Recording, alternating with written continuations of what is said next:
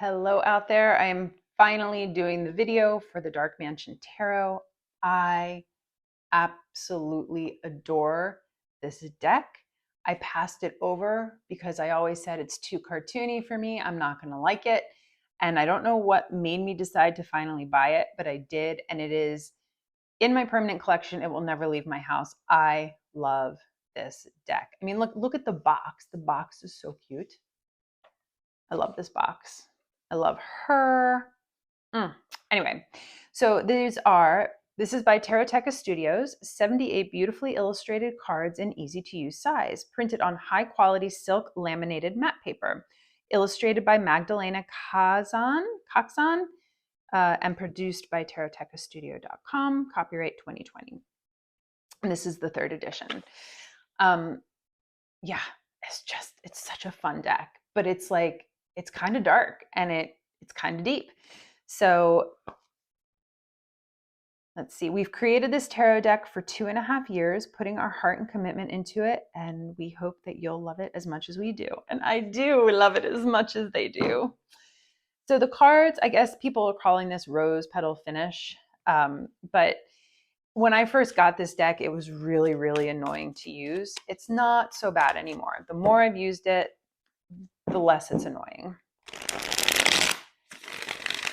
But I have used this deck quite a bit, and they're still in pretty decent condition.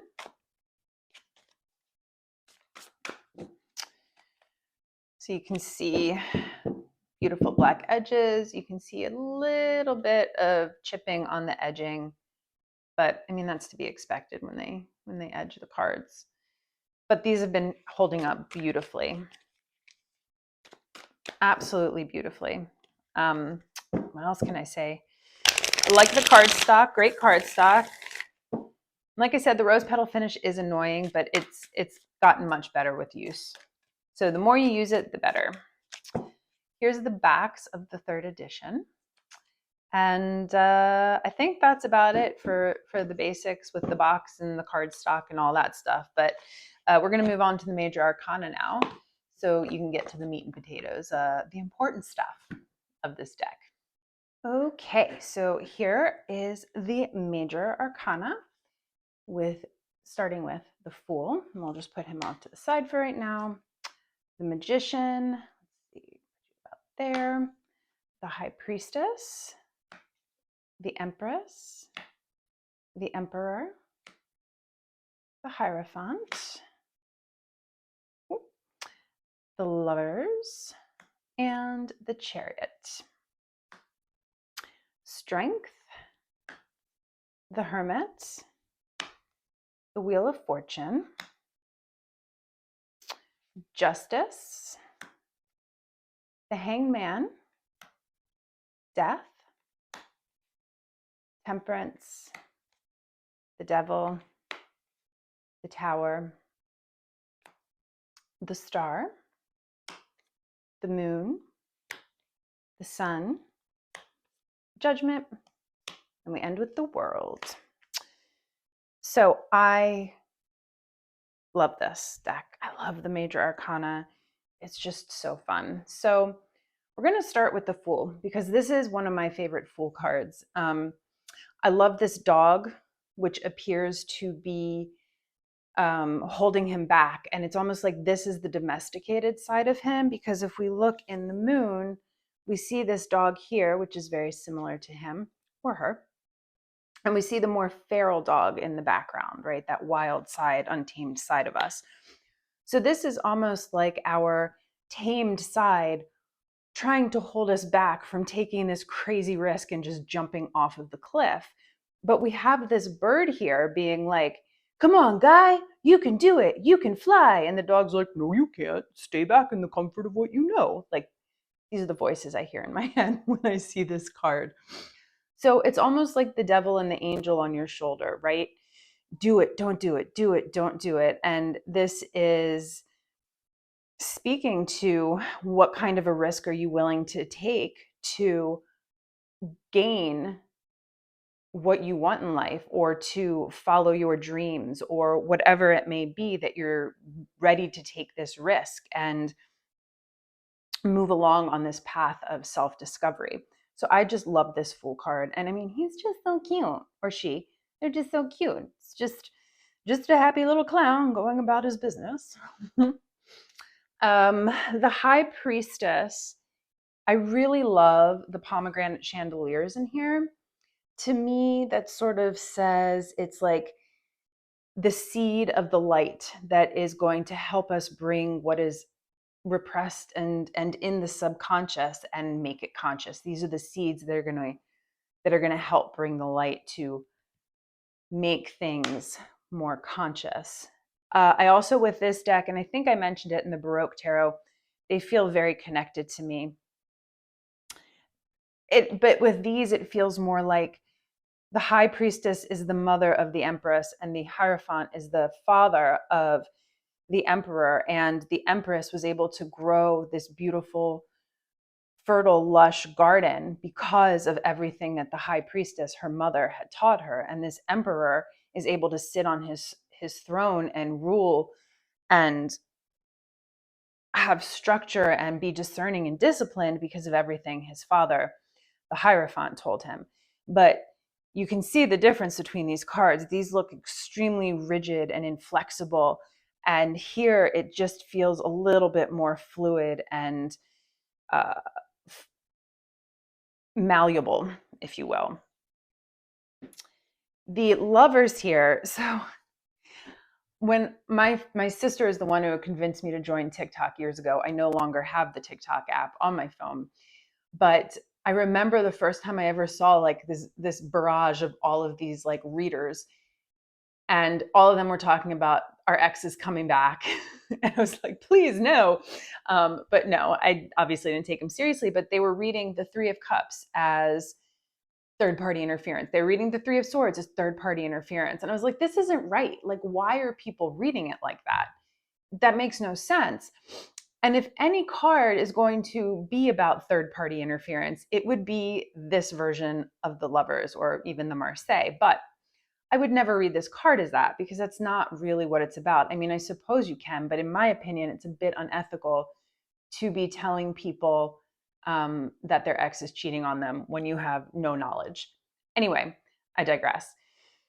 This card is about choice, and do we choose the safe choice and a choice that's going to provide longevity, or do we give into our lustful physical side that may be explosive and feel really good but be short-lived? And this is the choice he has to make going forward.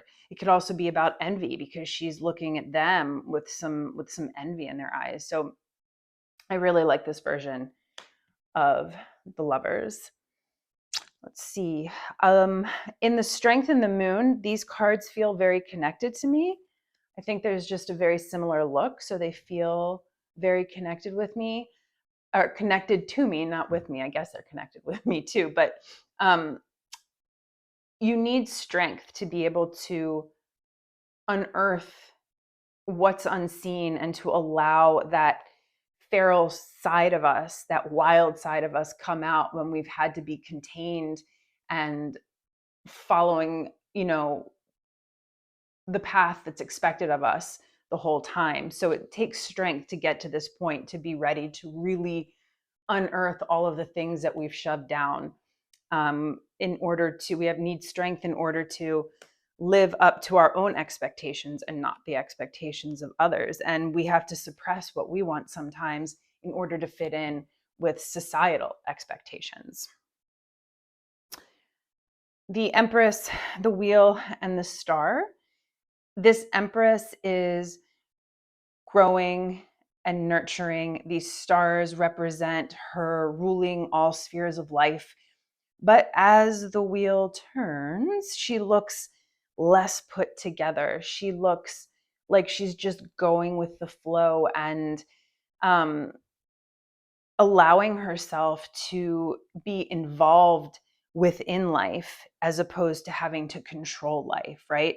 It's like the light and the dark. And here in the darkness, she can finally let herself go and not have to be in this position of ruling and controlling everything, because here she can feed and nourish her soul, where here she can't seem to do it as well because she hasn't quite walked her path yet. So I really like how that is portrayed and how I see those in a vertical position when I line the cards up like this. The Empress's water here is flowing into the moon, and here she's holding the water in her hands. And to me, this is sort of saying that she's now able to fully examine what has been hidden from her this whole time. She understands what she needs to now let go of, and it's in her hands. It is up to her to do this work. It's up to her to take this final step to be able to bring what has been subconscious and make it fully conscious so that she can go forward complete, whole, fulfilled, and not regretting or questioning anything along her path. I love the Death card above Judgment. When we are going through transitions, we can often feel very alone. And sometimes we are, as we cull away the things or the people in our lives that don't work for us anymore, that aren't helping us, that may be holding us back. But by doing so, what we may not see at that time is just what beautiful, amazing gifts and people can come into our lives when we finally make room for it. And I feel like this card being placed above this, in how I like to set them up, it makes a lot of sense. So that's what I really like about this major arcana. When I lay the cards out like this, and I'm going to show you why I lay the cards out like this. I love looking at every single deck this way because I see so many different connections that I wouldn't otherwise. So this is a wonderful book. And if you are a beginner and you are looking for a wonderful book, 78 Degrees of Wisdom by Rachel Pollack is fantastic. And I'm going to tell you right now why I line these cards up the way I do. The first line, and this is based upon this book, the first line, I keep the Fool out to the side because this is the Fool's journey. The first line of 7 cards, the first row of 7 cards, with its first line, with its concentration on such matters as love, social authority, and education, describes the main concerns of society. So society's expectations. Modern depth psychology concerns itself with the second line of trumps, with their symbols of a hermit-like withdrawal into self-awareness, followed by a symbolic death and rebirth. The angel of temperance at the end represents the part of ourself which we discover to be essentially real after the illusions of ego, defensiveness, and rigid habits of the past are allowed to die away. To put it simply, these 7 cards in this last row depict a confrontation and finally a unity with the greater forces of life itself. The other cards, formerly seen as so important, become merely the preparation for the great descent into darkness, the liberation of light, and the return of that light to the sunlit world of consciousness. So that's why I break it down into this, and then you can see all these different connections between the cards, and I always thought that was really interesting. So this is a really great way to understand, get to know your deck, get to know the imagery. I like to compare and contrast it to the Rider-Waite-Smith, and just it helps add to my personal tarot vocabulary.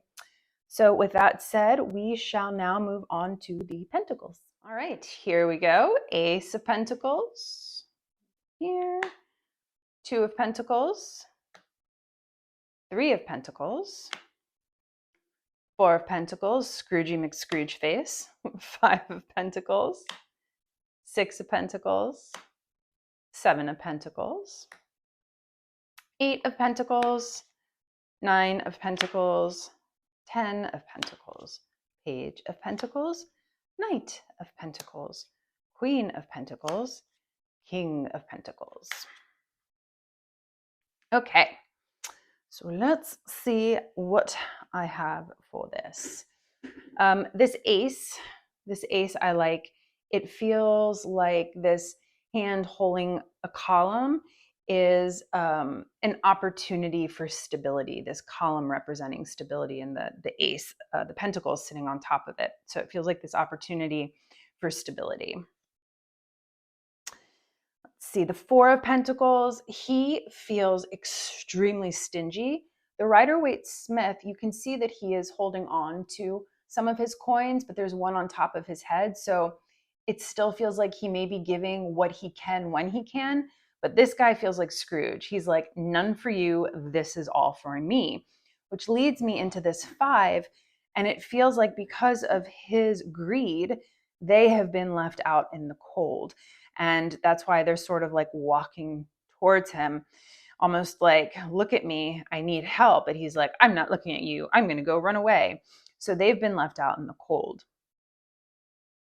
And the storm clears out in the 6, and it feels to me, how I read this, as this child has grown up and been successful, and she is now giving back in a way that she wishes could have been her. And the child who she's giving to is now successfully growing his own garden. But being a 7, there may be some challenges that come along with that. It could be like, okay, I've grown all of this, now what? Now where? He may not be realizing that he can take some more of these coins and continuing to plant them, but he just may, as he goes into the 8, or he is starting to help somebody else be able to do this work so that they can be successful themselves as well. But 7s tend to be, they can be challenging cards, but this card feels much more positive to me than the Rider-Waite-Smith. It feels like he's been successful because of the generosity of the 6 of Pentacles. So I do see this as a more successful card, but it's more like success on a simplistic plane. He doesn't need, or on a simplistic level, he doesn't need all of the fancy stuff. He's just very content with what he has. 8 of Pentacles, hard work. 9 of Pentacles, success. But it feels like the success created here in the 9 of Pentacles has created stability for the family, generational wealth, inheritance, complete stability. And this stability gives rise to the ability to have more opportunities available because there is financial stability. There unfortunately or fortunately are more doors open when you have stability to fall back on. You can take bigger risks sometimes when it comes to trying new things out. I like this Knight of Pentacles. It's very reminiscent of the Rider-Waite-Smith, except this Knight of Pentacles is looking backwards towards the past instead of the future. I haven't thought too deeply about that, so I'm not going to comment it on this time. But he could be looking to the past to say, okay, what has worked? What hasn't worked? Now I need to find the most fertile place to plant my coin with what has worked for others. King and Queen of Pentacles, very, very apropos for the suit. We see the bunny here. Don't see a turtle in here, like the one he's stepping on in the Rider-Waite-Smith, but they just feel very rich and luxurious. Yeah. So that is the suit of Pentacles, and now we will go on to the cups. Okay, here is the Ace of Cups, the 2 of Cups, the 3 of Cups, 4 of Cups, 5 of Cups, 6 of Cups, 7 of Cups, 8, 9, 10, Page, Knight, Queen, King. All right. So with this Ace of Cups, I noticed the dragonfly. That was what I was first drawn to when I was sort of looking through the deck. We have the lotus flowers the same way we do in the RWS. And these can symbolize rebirth. The dragonflies, I looked up the symbology of that, and they can symbolize love, transformation, growth, and adaptability, which is all very appropriate for this suit. So this is sort of the opportunity for love and growth and renewal and rebirth and reconnecting with self, right? That's this journey through this suit. Two of Cups, very love, very balanced, very, sorry, very much about love. This is about stability and abundance. And what I found interesting about these is I feel like these two people are the people here with a third party. Just kidding. But this third party is just a friend. It's just somebody to add more fun and enjoyment into their life. And there's a lack of envy or jealousy because she is so confident and feels whole and complete and balanced with him, ideally, because we have already both done the work on themselves. They've already both done the work on themselves to be whole and complete within themselves before meeting each other. And so when somebody else does come into the picture, there isn't jealousy or envy. They just say, hey, welcome in. We love you. Come celebrate with us. But then, of course, too much celebration leads to apathy and overdoing it, at which point you have regrets. And you're like, why did I do that? Why did I get so drunk? Right? Let me see which else. I love the Eight of Cups. This is very much akin to the Rider-Waite-Smith. The Nine of Cups here feels very rich. The Nine of Cups in the RWS feels more content and closed off because he has his arms crossed, and it's like he's protecting his emotions still in some way. Like he's content, but he's not fully open. Whereas here, as they made that journey to this place of emotional success or just love, I don't know, this almost feels like it should be the Pentacles Nine of Cups. Like the Nine of Cups feels like it should almost be the Nine of Pentacles to me, because this just feels very rich and a little bit self-indulgent. Maybe that is what it's about, is you've gotten to a place where you can allow yourself to be a little bit more self-indulgent where you normally wouldn't, where the RWS, he's a little more closed off from that because he's still a little like precarious, or he still doesn't really understand how to go forward with all that emotional success and love and happiness and exploration of the gifts and all of that. I don't know if any of that just made sense, but my brain is on, it's a Sunday brain. I like to call it Sunday brain. But this idea of a little bit of self-indulgence leads to happier times for them. And it does feel like there is a journey they have been through to find what makes them happy and fulfilled. And at the end, it looks like fulfillment is in nature with other people. Yes, there is the sweetness of riches that they have that they get to enjoy, but at the same time, it's adding to the enjoyment that they already are having with each other. What I like about the court cards in this deck is we start young, and then we go to like, the young adult, early 20s, and then adult phase. And this page, he's on the dock. He hasn't quite dipped his toes in the water yet. He's still sort of exploring what it means to have his cup. He's exploring what it is it's going to be fulfilling to him.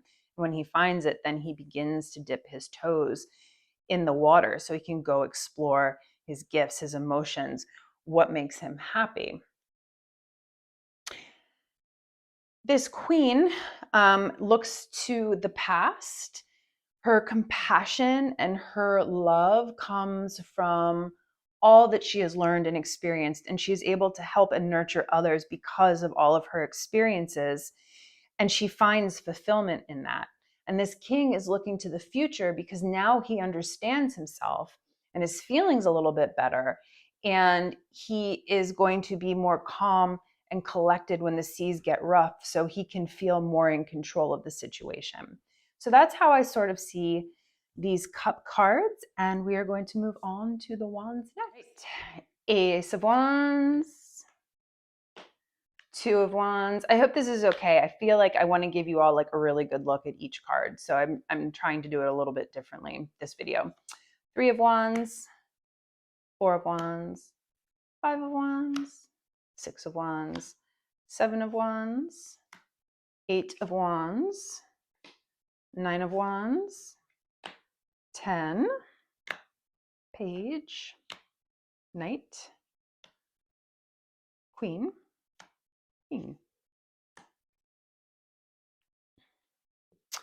All right. So let's see. The 2, she is balanced. And in order to, right, so the 2 of Wands in the RWS, he's looking forward. He has the world in his hands. He's creating a plan of action.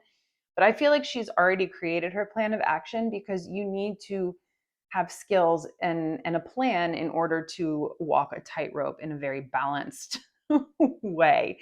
So I feel like she made her plan and she's beginning to act it out. It's like the basis of it, right? This is her just starting to act out her plan. But when we get to the 3, she is 100% sure and very decisive of her path because of all that planning. So the 4 to me is this commitment to the path. Maybe not a full commitment, but an exploration of the commitment she made here. But I mean, she knows she's going in this direction. She knows which way. There's no question at this point where her passion and her drive is taking her. And here she is starting to really, truly commit to the path. And then as we come into the 5, I was having trouble figuring out which way I wanted to take this. There is the competition, the debate, can be taken as the traditional 5 of Wands, but seeing that it's in between him, wooing her and them getting married, it almost feels like there is a fight for her hand. So it's like there's this commitment to this path, but it's almost like it may get deterred because of what's going on here in the 5s. So this is a little bit of a challenging conflict kind of card. But here there is a full-on commitment to the path and a victory, if you will. 7 of Wands reads very true to the Rider-Waite-Smith. I love this 8 of Wands. It reminds me of Harry Potter, and I'm not a Harry Potter fan, but I guess it just reminds me of like Quidditch. I just think this is such a fun 8 of Wands card. This 9 of Wands really speaks to boundaries, whereas the RWS, yes, boundaries have been erected and set up, but at the same time, the person seemed sort of damaged and they hadn't really dealt with everything they had gone through, where this person was like, I am setting up my boundaries and there is no getting through it. Like, I know what I'm doing. This is where I'm going. I have my boundaries in place. And with the 10, very similar in, the burden, the responsibility, but with this owl sitting here in the tree, it kind of makes me feel like there is wisdom in this responsibility. There is something to be learned by having to carry this weight, by having to bear this responsibility, as much as you may not want to do it because you still have that fire and passion in you. Now that you have to do it and you're carrying it with you, it may not seem so fun and fiery anymore, but there's wisdom in having to take on this responsibility. So I kind of like that connection. We have the Page, the Knight, the Queen, the King. She feels ready to go. She's facing forward. She feels very fiery. She feels passionate. She feels driven to me. She feels like the queen of her suit. She feels like she is ready to tackle all challenges on a journey with you, and she is ready to help guide you. But this king, he's kind of looking to the past and he's like, that was all really fun. And now I have to sit here upon my throne, right? Like, he is bearing the brunt of this responsibility. He doesn't want to take this responsibility on necessarily. He wants to get back up and go. And there may be a little bit of like nostalgia for what was. But with her, she has taken this responsibility and she's the one that found wisdom within her position as being a guide now, whereas he still feels like he just wants to get up and go. So that is my take on the wands. And next we will go to the Suit of Swords. Right. Suit of Swords, here is the Ace, The 2, let me pull that down a little. The 2, the 3, the 4, the 5, 6, and the 7.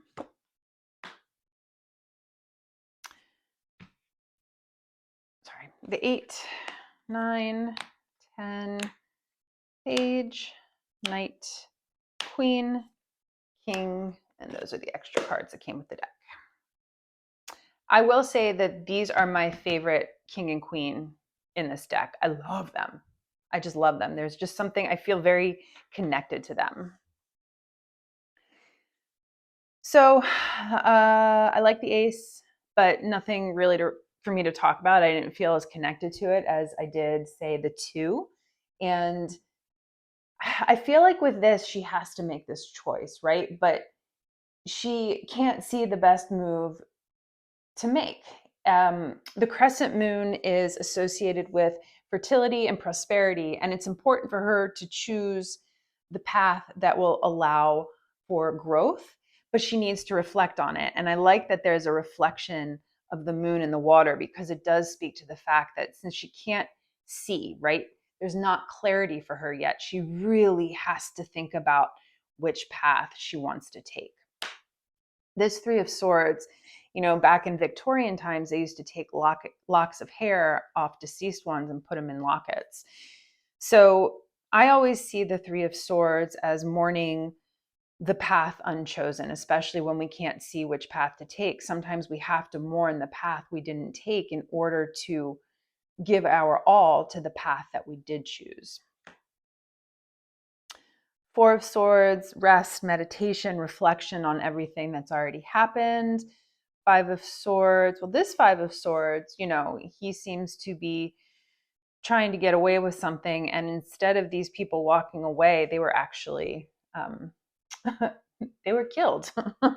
So that leads to these people, it feels like they are running off, trying to get to safety, try to find a better way of doing things, of seeing things, because the ways of the 5 did not work.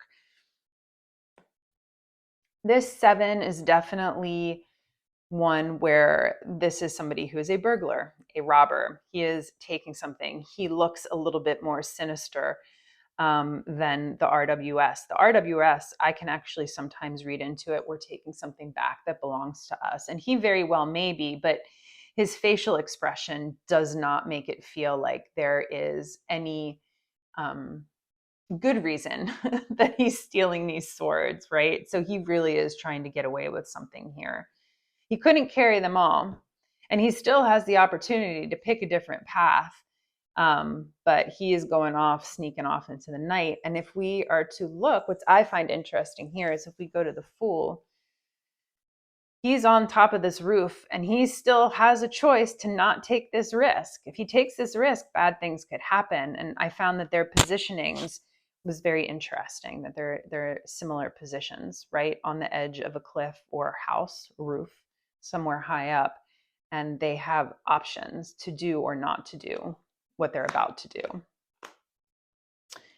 The 8 of Swords, RWS, she truly is she's not here, she truly is stuck. The swords are actually in her dress, where with the Rider-Waite-Smith, there is more of an opening for her to move forward. She's just sort of procrastinating or stuck because of fears. Whereas here, it feels like she really has created this situation within her mind, and that she can't move forward because she's so paralyzed in this place.